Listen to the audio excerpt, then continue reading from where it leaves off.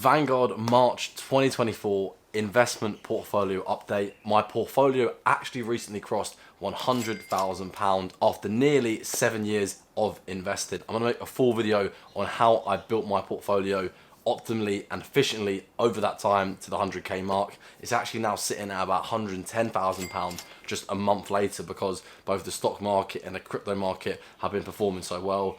But that's another video. In this video, I'm going to be looking at my Vanguard UK and my Vanguard Australian accounts, run you through exactly how much I got in them, what investments I've made, and how they're looking. So let's get into that now. Worth saying quickly, I very rarely check these accounts. The only time I actually ever check them is usually when I make these videos or when I update my investment portfolio tracker spreadsheet. Ideally with investing, you want to automate as much as you can when it comes to investing and check your actual investments as little as possible, because the more you check them, the more chance you're going to fiddle with them, and history and data shows the less you do, the better. First of all, let's look at my Vanguard UK account, which includes my stocks and shares ISA and my SIPP. Also, there's not that much time left in the tax year, so use up any of the tax-free allowances that you can. I'll put a little graphic on the screen of a recent tweet that I tweeted, or X'd now, if you want to call it that, of some good tax-free allowances to try and use up. My Vanguard UK total portfolio value, both my ISA and my SIPP, is just under 50k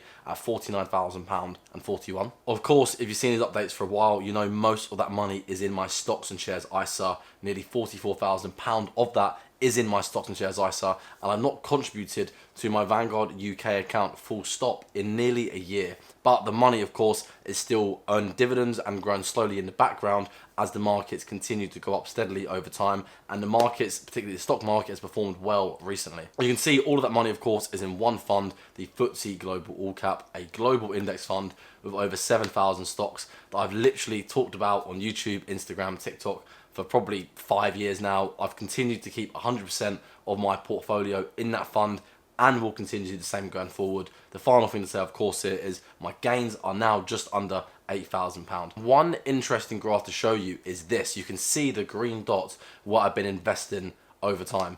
A few things to note. Automatic investing is so key. You can see I'm investing religiously every single month, whether the market's up or down, like it was massively in March 2020 with the COVID crash, and that will never change. Your automatic investment happens, or did used to happen when I was in the UK, every month. Another thing is you can clearly see the stock market goes up, generally speaking, over time. Even though this is only a 5-year time frame, which realistically in the stock market is still a very short-term mind frame. I'm going to be investing for 20, 30, 40 plus years, but you can generally see the stock market steadily goes up, which is why, to my first point, automatic investing is simply the easiest and best thing to do. Moving on to my SIPP, and that is a much smaller pot. With my stocks and shares ISA, I've been using that since about August 2018, whereas with my SIPP, I only opened that up in about May 2022. I've also made a video on this, and this essentially is to withdraw money tax efficiently from my limited company in the UK to my SIPP, so I can invest that money into what I want.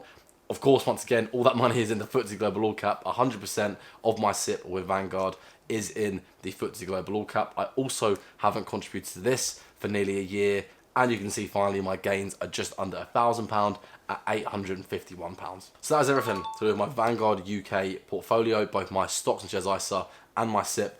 Although I'm not contributing anymore, because I'm now using my Vanguard Australia account, which I'll come on to shortly, they're still growing passively in the background, and I'm letting those pots grow. Now onto my Vanguard Australia portfolio. I have included this previously in my Vanguard investment portfolio updates, and I've also done a whole video on my investing approach now I'm in Australia. So if that'd be useful to you, that's a recent video on my channel. I go through essentially all the accounts and investments I have now I'm in Australia, but Vanguard Australia is one of them. This is a general investment account. Unfortunately, there's not a stocks and shares ISA equivalent, but I've got just over $13,000 in it at $13,241. Some of that money, as you can see, is sitting in cash, and that's because that money hopefully will be invested shortly. I've set up automatic fortnightly investments into a global ETF, which I'll show you shortly. but you can only buy in full units, unfortunately, which is why there's normally a bit of cash left over in my account. So 100% of my money is in VGS, which is essentially a low-cost global ETF.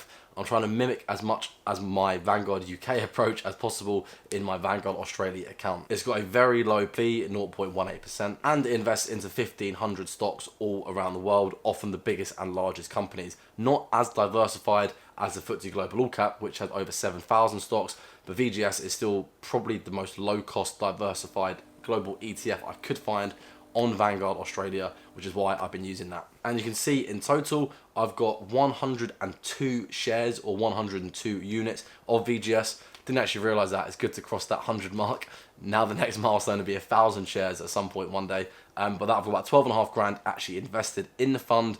And then, as I said, some money sitting in cash. To get back to pounds, essentially half it and add a little bit. So $12,500 is probably about £6,500. I opened this account in April 2023 when I stopped contributing to my Vanguard UK accounts, and I've been investing fortnightly into this ever since. I also recently increased my fortnightly investments in January 2024 from $500 a month to $550 a month, so increasing my contributions by 10% to get a little bit more invested every month. So that wraps up my Vanguard Australia account, and as you can see, between all my Vanguard accounts, all of my money is in global funds. There's roughly £55,000 between my Vanguard UK Stock and Shares ISA, my Vanguard UK SIPP, and my Vanguard Australia General Investment account, and all of that money is in low-cost global index funds or ETFs.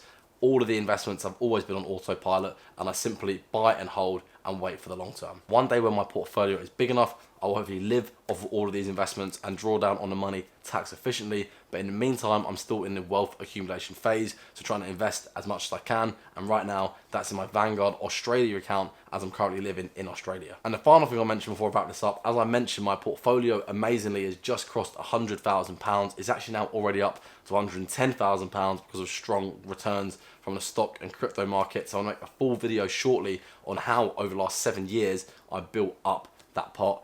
So stay on the lookout for that one. If you did enjoy this video, please give it a like. Really appreciate it. And let me know how your performance of your portfolio is doing. What are you invested into? Have you made any changes? As you can see, my approach doesn't really change. It's always the same every single month. But thank you very much for watching. Leave a comment down below and I'll see you in the next one.